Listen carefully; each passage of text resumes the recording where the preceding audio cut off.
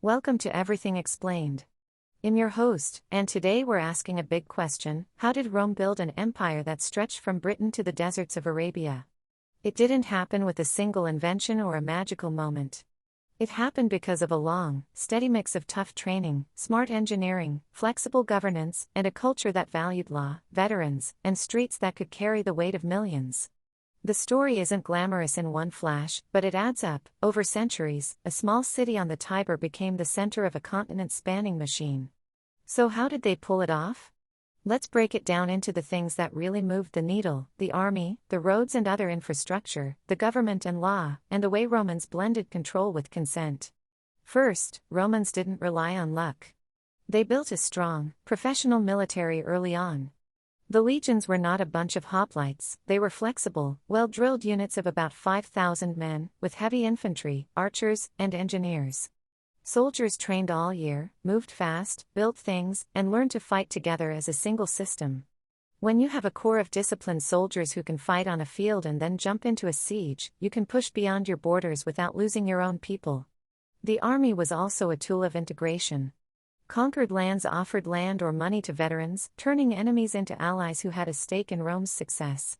Then there is the engineering engine. Rome didn't win with swords alone, they built the roads, bridges, harbors, and aqueducts that tied the empire together. A single road like the Via Appia carried troops, traders, and messages across hills and swamps. Engineers planned new towns at important forts, and a network of supply routes kept legions fed and cities prosperous. Bridges and harbors made sea routes possible, which connected far-flung provinces to the capital in a heartbeat. The point wasn't just convenience, it allowed Rome to send help quickly, collect taxes, and move information, which is how you govern a huge, multi-ethnic realm. On the governance side, Rome learned to govern through both force and permission. They divided the empire into provinces, each with a governor who could command troops and collect taxes, but even more important, they allowed local rulers to keep order when they could. Sometimes Rome backed client kings, other times it installed more formal provincial administration, and over time it extended citizenship to provincials, loosening the line between us and them. The famous Roman legal tradition also helped, creating rules that people could understand and rely on, under which a Roman citizen and even a provincial citizen enjoyed certain protections. The law became a hinge that kept so many diverse people together, long after the initial conquest. Money mattered more than many people think.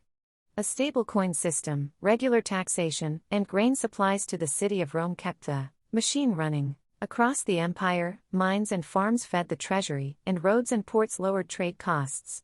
The result was a common market with familiar rules, contracts could be trusted, weights and measures were standardized, and merchants could think on a continental scale.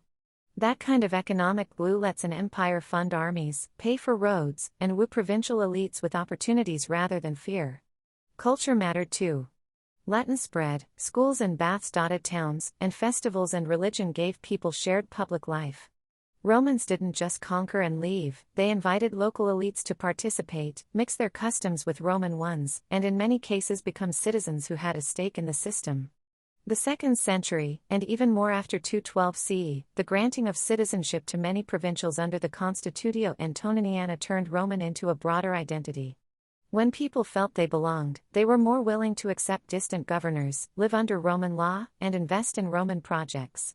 Finally, leadership and adaptability. The empire wasn't run by one genius, but by a steady hand that could reorganize, reform, and respond to new challenges.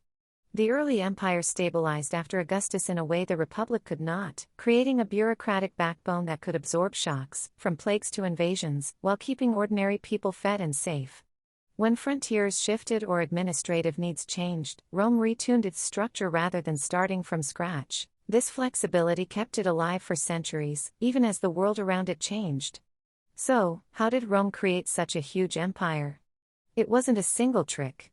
It was a long, layered system, a disciplined army that could move fast, a network of roads and harbors that connected people, a flexible administrative framework and a legal system that bound diverse communities, a money machine and markets that kept the wheels turning, and a culture that mixed coercion with incentives and invited participation. All of these parts fed into each other, building an empire that could hold together a vast, varied world for hundreds of years.